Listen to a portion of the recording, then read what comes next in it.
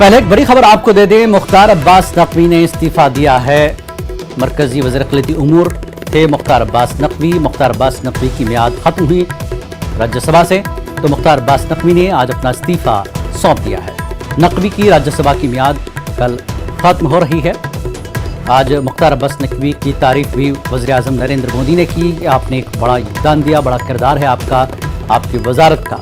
तो मुख्तार अब्बास नकवी ने अपनी ओहदे से इस्तीफा दे दिया है। मरकजी अक़लियती वज़ीर रहे नकवी साहब, जो कि कल उनकी मियाद ख़त्म हो रही राज्यसभा की, और उन्होंने अपना इस्तीफा दे दिया है। तो मुख्तार अब्बास नकवी ने अपना इस्तीफा दे दिया है। मरकजी वज़ारत अक़लियती उमूर के ओहदे से इस्तीफा दिया मुख्तार अब्बास नकवी। नकवी की राज्यसभा की मियाद कल ख़त्म हो रही है, और उनके कामकाज की वज़ीर आज़म नरेंद्र मोदी ने भी काफ़ी तारीफ की। आपकी वजारत का और आपके काम का बड़ा किरदार रहा है मोदी सरकार में। और कल मियाद ख़त्म हो रही है ओहदे की। मरकजी वज़ारत अक़लियती उमूर के ओहदे पर थे मुख्तार अब्बास नकवी, कल मियाद ख़त्म हो रही है राज्यसभा की। ऐसे में मुख्तार अब्बास नकवी ने इस्तीफा दे दिया है अपने ओहदे से।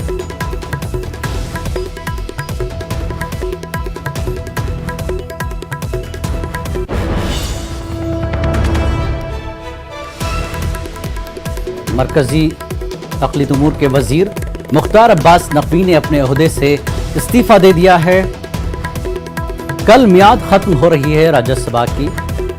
नकवी की राज्यसभा की मियाद कल ख़त्म हो रही है। मुख्तार अब्बास नकवी ने इस्तीफा दे दिया है अपने ओहदे से। मरकजी अक़लियती वज़ीर रहे और कल मियाद ख़त्म हो रही, आज इस्तीफा दे दिया है मुख्तार अब्बास नकवी ने। वज़ीर आज़म नरेंद्र मोदी ने भी काफ़ी तारीफ की मुख्तार अब्बास नकवी के काम की और उनकी वजारत की। एक बड़ा योगदान मोदी सरकार में मरकजी वज़ारत अक़लियती उमूर के तौर पर मुख्तार अब्बास नकवी ने अपनी मियाद पूरी की। राज्यसभा की मियाद कल ख़त्म हो रही है। ऐसे में मुख्तार अब्बास नकवी ने आज इस्तीफा दे दिया है अपने ओहदे से। और शुरुआत करेंगे कि आवाम को एक और बड़ा झटका लगा है। जी हां, महंगाई का झटका। आज से घरेलू एलपीजी सिलेंडर महंगा हो गया है। घरेलू एलपीजी सिलेंडर की कीमत में 50 रुपए फी सिलेंडर इजाफा हुआ है। बढ़ती हुई कीमतों का इतलाक आज से ही हो गया है। इस इजाफे के बाद दिल्ली में एलपीजी सिलेंडर 1053 रुपए फी सिलेंडर के हिसाब से दस्तयाब होगा। वहीं 5 किलो घरेलू एलपीजी सिलेंडर की कीमत में भी 18 रुपए फी सिलेंडर का इजाफा किया गया है। इसके साथ ही 19 किलो के कमर्शियल सिलेंडर की कीमत में 8.5 रुपए की कमी की गई है। इससे पहले 1 जुलाई को कमर्शियल सिलेंडर की कीमत में 198 रुपए की कमी की गई थी, लेकिन घरेलू सिलेंडर में फिलहाल 50 रुपए की बढ़ोतरी हुई है। लगातार घरेलू गैस सिलेंडर एलपीजी में इजाफा ही हो रहा है। आइए देखते हैं आम लोगों का क्या कहना है। किचन चलाने में भाई घर का खर्चा, बच्चों की फीस देनी, हर चीज़ का खर्चा है, बहुत ज़्यादा ही परेशानी होती। और फिर आज से सिलेंडर के दाम बढ़ गए हैं 65 रुपये, 1065 का हो गया सिलेंडर। तो बहुत दिक्कतें होती हर चीज़ की। क्या कहेंगे सरकार से? भाई सिलेंडर के दाम थोड़े कम करें, हर चीज़ के ही, बच्चों की फीस, हर चीज़ के ही लिए परेशानी होती। हर चीज़ सरकार को ध्यान देना चाहिए इन सब चीज़। महंगाई इतनी बढ़ती जा रही है कि हमारे किचन का बजट इतना बर्बाद हो गया है। सिलेंडर दिन ब दिन बढ़ता चला जा रहा है। बताइए, जितनी तो हमारी मतलब हस्बैंड की कमाई नहीं है, उससे ज़्यादा तो महंगाई बढ़ती जा रही। बच्चों के फीस है, रिक्शा है, राशन इतना बढ़ता है, दाल महंगी हो रही, हर चीज़ तो महंगी हो रही है। तो बताइए, अगर सिलेंडर इतना बढ़ता रहेगा तो हम क्या चूल्हे में खाना बनाएंगे? सरकार को समझना चाहिए, सोचना चाहिए हर चीज़ के लिए। अब इनकम तो बढ़ा नहीं रहे हैं कि इनकम बढ़ा रहे, हर चीज़ प्राइवेट कर दे रहे हैं। चाहे प्राइवेट आदमी हो चाहे सरकारी आदमी हो, सब परेशान है इस टाइम, सबकी हालत ख़राब है। सारे बजट फेल होंगे, बच्चों की पढ़ाई सफ़र करेगी, रेंट का सफ़र होगा, उसी में एडजस्टमेंट है। कोविड काल से तो प्रॉब्लम हो ही रहा है, सब्सिडी भी बंद हो गया। क्या कहेंगे सरकार से? सरकार से ही कहेंगे कि इस पर सोचे। आम जनता परेशान होगी तो सक्सेसफुल सरकार नहीं चलेगी। बहुत दिक्कत होंगी, आमदनी बढ़ नहीं रही है और सब चीज़ों की में महंगाई बढ़ रही, आटा, तेल, घी, सब चीज़ बढ़ गई तो परेशानी तो बहुत हो रही। ऊपर से सिलेंडर भी इतना बढ़ गया है। क्या कहेंगे सरकार से आप? सरकार से ये कहेंगे थोड़ी वो सिलेंडर कम करे और चीज़ों में महंगाई कम करें। आमदनी का ज़रिया बनाएं बच्चों के। साहब जी ये आज नहीं बढ़ रहा है, ये कम से कम साल 1.5 साल के अंदर इतना बढ़ा दिया था, हर रोज 20-50 हर महीने बढ़ता जा रहा है। हमारा धंधा वही है, काम वही है, कमाई ही नहीं है, मरने के लाले पड़ रहे हैं। हर रोज सिलेंडर बढ़ जाता है रेट, हमारे पैसे बढ़ते नहीं है, हमारे को ग्राहक वही पैसे देता है और हम परेशान है सिलेंडर के रेट बढ़ने से, बहुत ज्यादा दुखी हो चुके हैं। आप ये देख लो कि इन 5 सालों के पहले के रेट देख लो और आज के रेट देख लो, आपको पता लगेगा कितना फर्क आ चुका है। आज के टाइम में कितनी बुरी तरह पैसे बढ़ाए जा रहे हैं, पेट्रोल पे, CNG पे, हर चीज पे। हर चीज हमारे लिए, अब पेट्रोल महंगा होने से हमारी हर चीज महंगी हो जाती है। जितनी भी कार्गो से सामान आता जाता है, टेबल होता है, वो सारा सामान महंगा है। और आम लोगों की जिंदगी पे बहुत मतलब महंगाई का असर तो पड़ेगा ही, तो इससे मतलब हर एक आदमी को दिक्कत होगी। इतनी चीज़ महंगी होने से, डीजल और ये CNG, पेट्रोल, LPG, इससे महंगा होने से आम आदमी की जेब पे असर पड़ेगा बहुत। सिलेंडर ही नहीं, हर चीज की महंगाई इतनी हो गई है। जब से मोदी जी आए, जब से हर चीज महंगा हो गया है। कौन सा चीज सस्ती है ये मुझे कोई बताए। जैसे तो साहब जी घर के में रिस्क में क्या है, लोग घर में ले लेते हैं तो उसे ही लगा लेते हैं, यहाँ खत्म हो जाता है वहाँ लगा लेते हैं। सिलेंडर का रेट तो कम होना चाहिए, जो रेट बढ़ा है उससे असर महंगाई है। अब एक बात सुनिए सर, मैं ये बोलना चाहती हूँ, एक 10 रुपए की चाय बिकती है, उसमें चीनी है, पत्ती है, दूध है और 500 रुपए से कम कोई नौकर नहीं आता एक दिन का। क्या बचाएंगे इतने महंगे सिलेंडर में दुकानदार, क्या बचाएगा बताओ आप। ये तो बहुत भारी असर पड़ रहा है गरीब जनता पर, क्योंकि अभी जो है 99% लोग जो है इसी गैस सिलेंडर पर आश्रित हैं। और भारत का जो है जिस गति से महंगाई बढ़ रही है, इस गति से गरीबों की जो है घर एक तरह से रोजगार धराशायी हो रही है। तो महंगाई का एक और झटका, LPG सिलेंडर में 50 रुपए की बढ़ोतरी। लगातार सिलेंडर महंगा होता रहा है और एक बार फिर झटका लगा है आम आदमी को, जैसा कि आपने आम लोगों का ये रिएक्शन देखा। इस पूरे मामले पर बात करने के लिए हमारी नुमाइंदा रचना उपाध्याय दिल्ली से हमारे साथ जुड़ चुकी हैं। रचना, जिस तरह से हम लोगों का रिएक्शन देख रहे थे, लगातार सिलेंडर में बढ़ोतरी हो रही है, महंगाई की मार जो इस तरह से लोगों को मिल रही है, इस मुद्दे पर कोई बात करना नहीं चाहता। जब भी इस तरह की बढ़ोतरी होती है तो लोग थोड़ा सा रिएक्शन दे देते हैं, लेकिन आम आदमी के लिए वाकई एक बोझ है। किस तरह का रिएक्शन आपको दिल्ली में लोगों को देखने को मिला? रचना,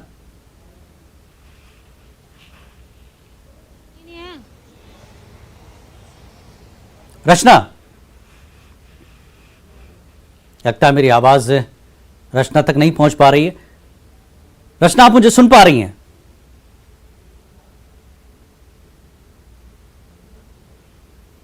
लगता है आवाज नहीं मिल पा रही है रचना को। तो हमने जिस तरह से आम लोगों का रिएक्शन देखा है कि किचन पर बड़ा भारी बोझ पड़ा है। लगातार 450 से 550 का एक वक्त में सिलेंडर हुआ करता था और आज वो 1053 रुपए तक ये सिलेंडर पहुंच चुका है। आम आदमी को यही मुसीबत है कि महंगाई बढ़ रही है लेकिन इनकम नहीं बढ़ रही है।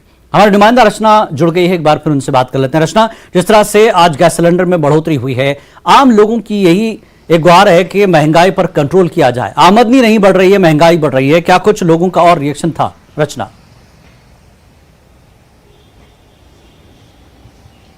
बिल्कुल, देखिए जिस तरीके से लगातार गैस सिलेंडर महंगे हो रहे हैं और इसका सीधा असर घर के बजट पर पड़ रहा है। जो महिलाएं जो घर को चलाती हैं, किचन को चलाती हैं, उनको अपनी दूसरी चीजों में कटौती करनी पड़ रही है, क्योंकि कमर्शियल सिलेंडर तो जरूर सस्ते हुए हैं लेकिन घरेलू सिलेंडर जो कि LPG है वो महंगा हो गया और लगातार एक के बाद दोबारा वापस जिस तरीके से पैसे बढ़ रहे हैं, तो ऐसे में लोगों का बजट जो है वो गड़बड़ा गया है। लोग परेशान हैं और खासकर जो महिलाएं हैं जो घर को चलाती हैं, उनका कहना है कि किस तरीके से हम घर को चलाएं, दूसरी चीजों में कटौती करनी पड़ रही है। तो अब जो ये कहे कि सीधे आम आदमी की जेब पर जिस तरीके से एक मार पड़ी है, क्योंकि लगातार घरेलू गैस सिलेंडर के दाम बढ़ते जा रहे हैं। हालांकि कमर्शियल सिलेंडर पहले भी सस्ता हुआ था और आज भी 8 रुपए 50 पैसे सस्ता किया गया है। और जो अगर दिल्ली की बात करें घरेलू सिलेंडर की बात, तो वो 1053 रुपए का हो गया है, 50 रुपए की बढ़ोतरी हुई है। तो कई बार ये देखने के लिए मिला है कि जो घरेलू गैस सिलेंडर है उस पर जिस तरीके से पैसे बढ़ाए जा रहे हैं, उसका सीधा असर घर की महिला पर पड़ रहा है जो घर को चलाती है, या ये कहे कि घर की गृह मंत्री होती है, उन्हें किस तरीके से मैनेज करना पड़ रहा है, ये सबसे बड़ी परेशानी यहाँ पर देखने के लिए मिल रही है। जी रचना, जिस तरह से आम लोगों ने अपना रिएक्शन तो दिया है, साथ ही अगर हम ये बात कहें तो मैं ये कहूँगा कि कोई ऐसी चीज़ नहीं बची जो महंगाई जिस पर नहीं हुई हो। गैस सिलेंडर महंगा हुआ, पेट्रोल डीजल तो महंगा है ही, लोग उसका रोना रो रहे हैं, लेकिन खाने का तेल भी काफ़ी महंगा हुआ है, कोई चीज़ नहीं बची। आम लोग यही कह रहे हैं कि महंगाई ने हर चीज़ को, महंगाई एक तरह से ऐसी डाइन बनी हुई है कि हर चीज़ पर उसने अपना कंट्रोल किया हुआ है। आमदनी लोगों की नहीं बढ़ रही है। सरकार की अपनी समस्याएं क्या है ऐसे में?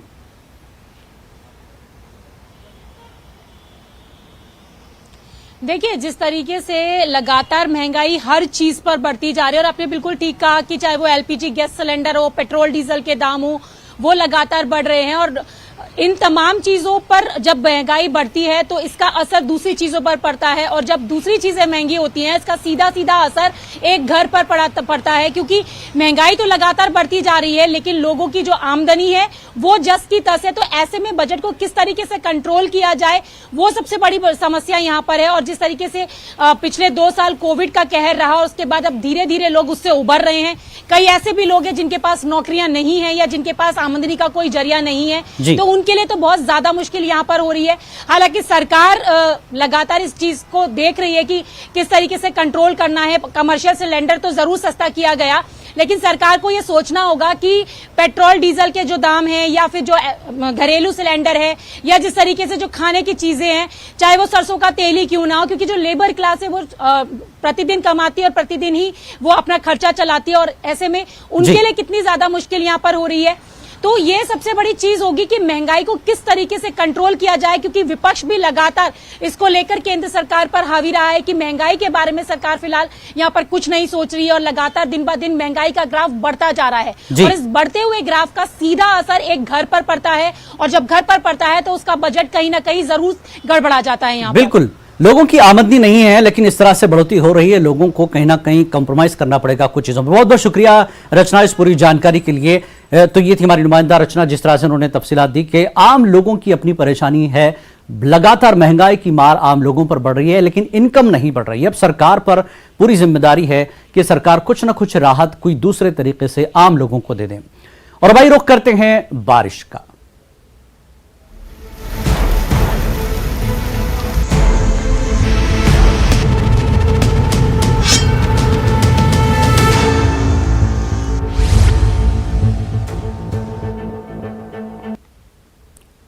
मुंबई समेत महाराष्ट्र के कोंकण रीजन, मध्य प्रदेश, दिल्ली और केरल में महकमे मौसमियात ने बारिश का अलर्ट जारी किया है। मुंबई और उसके मुल्हिका इलाकों में कल रात से आज सुबह तक मूसलाधार बारिश हुई।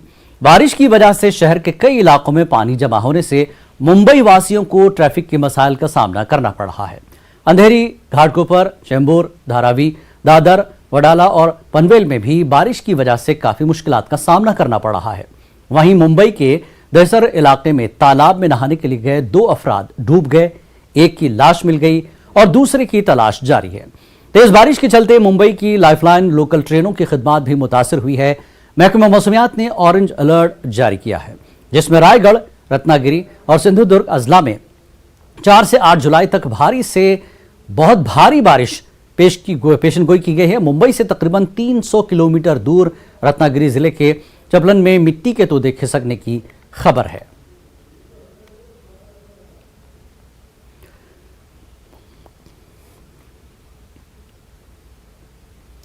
और दूसरी तरफ बारिश ने गुजरात में भी भारी तबाही मचाई है। गुजरात में भारी बारिश के चलते बलोदरी नदी में सतह आब में इजाफा हो गया। पुल पार करते हुए एक ट्रैक्टर पानी में डूब गया। किसान को मकामी लोगों ने बहिफाजत निकाल लिया। हजरा के नशेबी इलाकों में भी पानी भर गया है। सूरत के खाड़ी इलाकों में भी काफी पानी भरा हुआ है। कल्याणपुर और आसपास के इलाकों में सैलाबी सूरत हाल है। कई जगहों पर लोग रस्सी के सहारे सड़क पर उतरते दिखाई दिए।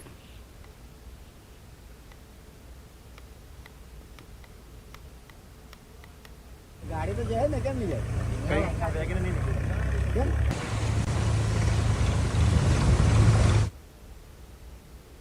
रही। इस वक्त तमाम तफसीलात के लिए बात करते हैं हमारे नुमाइंदे सर्वेश तिवारी हमारे साथ जुड़ चुके हैं। सर्वेश, जिस तरह से कल भी हमने देखा कि हालात उतने खराब नहीं हुए थे, लेकिन अभी लगातार हालात खराब हो रहे हैं, किस तरह की स्थिति, किस तरह की सूरत हाल अभी बनी हुई है पूरे महाराष्ट्र में, अपडेट दे दें पहले।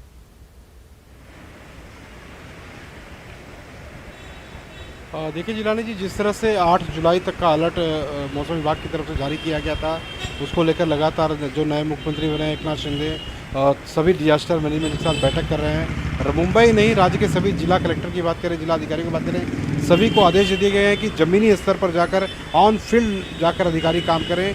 किसी भी प्रकार से किसी प्रकार की कोई जीवित हानि नहीं होनी चाहिए, आम लोगों को किसी प्रकार की परेशानी नहीं होनी चाहिए। लेकिन जिस तरह से बारिश का कहर जारी है, अभी फिलहाल मुंबई शहर में इस वक्त मैं खड़ा हूँ, मुंबई के हिंदमाता इलाके में, जहाँ पर बारिश थोड़ी थमी हुई ज़रूर है, लेकिन मौसम बना हुआ है अभी। अब जिस तरह से रायगढ़ की बात करें, पनवेल की बात करें, पालघर की बात करें, आने वाले समय में एक जो मूसलाधार बारिश होने की जो संभावना जताई जा रही है।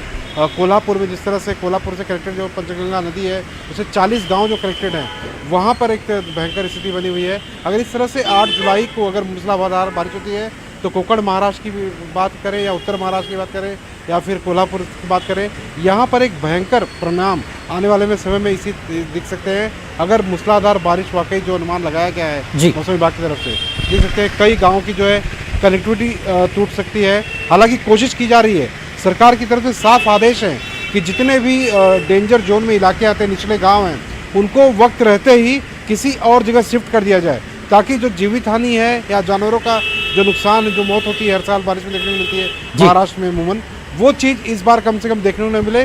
और जो नए मुख्यमंत्री एकनाथ शिंदे इसी कोशिश में लगातार बैठकें कर रहे हैं, हर तरह के आदेश दिए गए। यहाँ तक कि टास्क फोर्स की जो कमेटी थी कोरोना काल में जो काम कर रही थी, उसको भी अभी आदेश दिए गए कि जो पहले का जो उपक्रम उनका जारी था, जो जिसके चीफ है डॉक्टर संजय योग, कि पहले के उपक्रम के मुताबिक वो अपना काम करते रहें और सरकार को सूचित करते रहें, ताकि ऐन मौके पर सरकार समय ले सके। तो एक तरफ बारिश का कहर, दूसरी तरफ कोरोना का जो डेली आंकड़ा आ रहा है, उसको लेकर भी सरकार चिंतित जरूर है। लेकिन मेन फोकस इस समय सरकार का बारिश को लेकर है।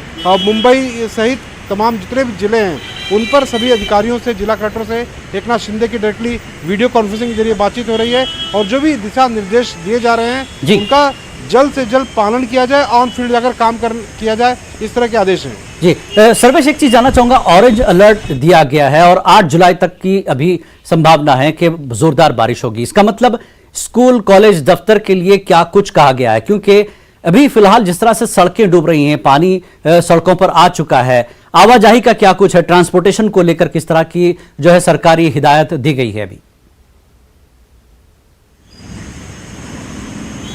जी काफ़ी वाजिब सवाल पूछा आपने। चाहे बेस्ट परिवहन की बात करें, चाहे गांव के दूर और लोकल ट्रेन भी कहीं ना कहीं मुतासिर हुई है। इसका मतलब यह है लाइफलाइन है मुंबई की, इसका असर लोगों के जीवन पर पड़ेगा।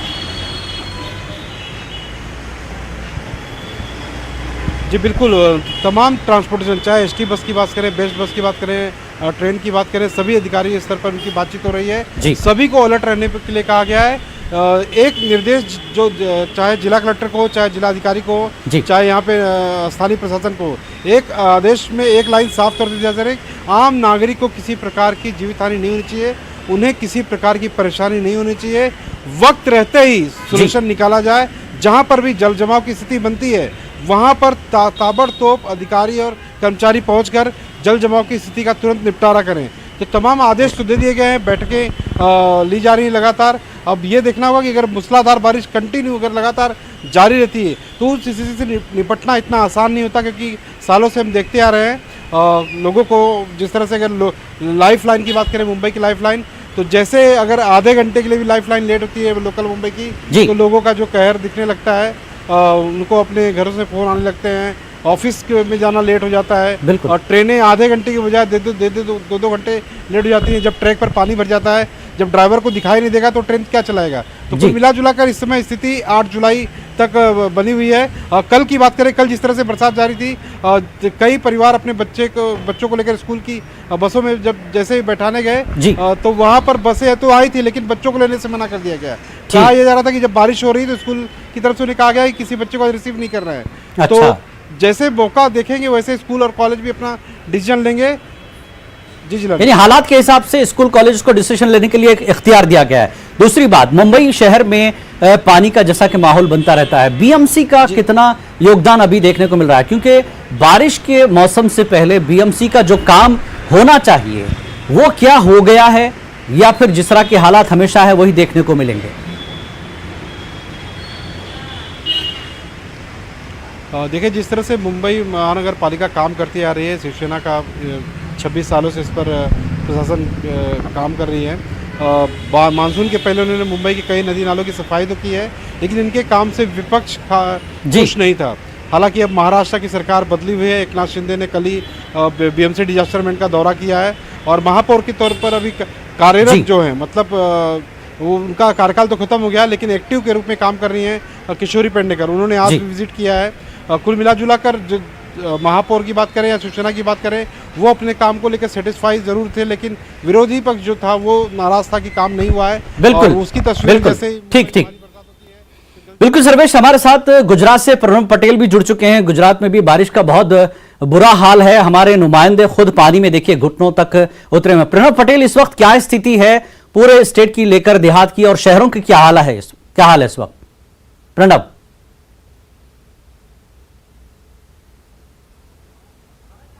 जिस तरह से गुजरात में बारिश लास्ट 24 आवर्स से बरस रही है, इसलिए अहमदाबाद से लेकर गुजरात के कई इलाकों में बारिश का पानी है भर चुका है। हम गुजरात के कोस्टल एरिया जो माना जा रहा है, कोस्टल एरिया के खड़े हैं। यहाँ पर ये गिर सोमनाथ डिस्ट्रिक्ट जो सबसे पहला ज्योतिर्लिंग जो सोमनाथ ज्योतिर्लिंग है, उससे ही हम 30 किलोमीटर दूर यहाँ पर खड़े हैं। और हम जहाँ पर खड़े हैं, हमारा आप देख सकते हैं कितना पानी यहाँ पर भरा हुआ है, क्योंकि पूरे गुजरात में अविरत माना जा रहा है कि 24 आवर्स से बारिश हो रही है। गुजरात में अभी तक जो बारिश हुई उससे सबसे ज्यादा गुजरात का जो सौराष्ट्र एरिया जो माना जा रहा है, सोरठ जो एरिया माना जा रहा है, जो लोकेशन है, वहां पर ये बारिश हुई है। हम जहां पर खड़े हैं वो एक छोटा सा जो टाउन सिटी है, जो सूत्रापाड़ा सिटी माना जा रहा है, वहां पर हम खड़े हैं। लेकिन आप उसका दृश्य देख सकते हैं, उनका जो विजुअल आप देख सकते हैं। बिल्कुल, क्योंकि सबसे बड़ी हकीकत ये है, जो न्यूज़ टीम यहाँ पर पहुंची है, ग्राउंड रिपोर्ट हमारे दर्शकों को दिखा रही है, जो हम यहाँ पर खड़े उससे भी ज्यादा 6 फुट तक पानी है, घर में घुस चुका है। ऐसी हालत यहाँ पर हो चुकी है। ये तो हमने आगे ही के जो रास्ते हैं वहां से ये दिखाया है, लेकिन 6 फुट तक पानी है। वो प्रणब, जिस तरह से हम आपको देख रहे हैं, आपको भी पानी घुटनों तक, आप पानी में उतरे हुए हैं। पानी है कई ऐसे क्या कुछ जो है अलर्ट दिया गया है कि किस तरह का मौसम आगे रहेगा, और जिन इलाकों में ये पानी दाखिल हो गया है किस तरह का इंतजामिया का वहां पर काम है?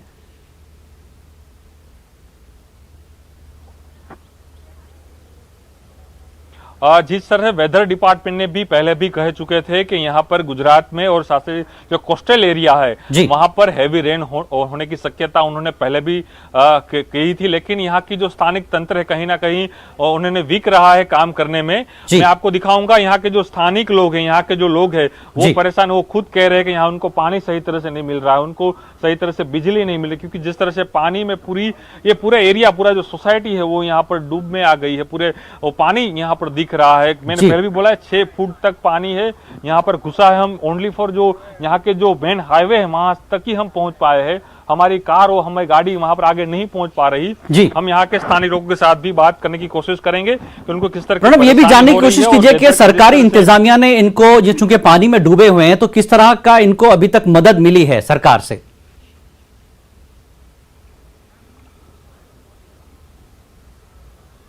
जी, हम बात करेंगे यहाँ स्थानिक लोगों के साथ, रेसिडेंट के साथ ही।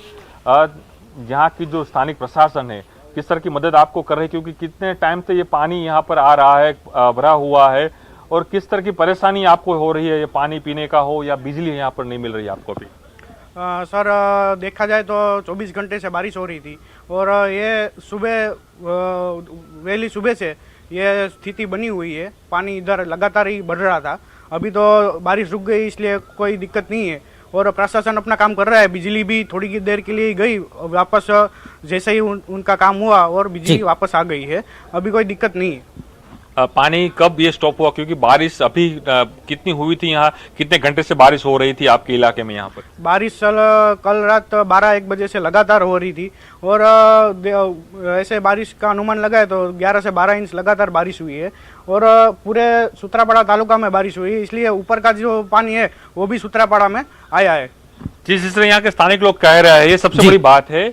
जो ये पूरा, मैंने पहले भी कोस्टल एरिया के सबसे नजदीक ये माना जा रहा है, और जो सोमनाथ टेम्पल है जो प्रथम ज्योतिर्लिंग माना जा रहा है, उससे ही ये 30 किलोमीटर दूरी ये पूरा एरिया है। यहाँ पर ये हालत जो हो रही है, यहाँ के जो फार्मर उसको भी है बहुत परेशानी हो रही है। साथ में ही जो सेंट्रल जोन है, सेंट्रल गुजरात है, वहीं पर बारिश है, वो भी ज्यादातर लगातार वहां पर हुई है। बिल्कुल, कुल मिलाकर महाराष्ट्र की बात करें, गुजरात की बात करें और मध्य प्रदेश में भी बारिश का कहर जारी है। हम उम्मीद करते हैं कि इंतजामिया को टीवी न्यूज़ 18 के जरिए ये सारे तस्वीरें दिख गई हों, वहां पर इंतजामिया पहुंच जाए जहां कहीं कोई कमी है। बहुत बहुत शुक्रिया सर्वेश तिवारी, प्रणव पटेल, आपका इस पूरी जानकारी देने के लिए।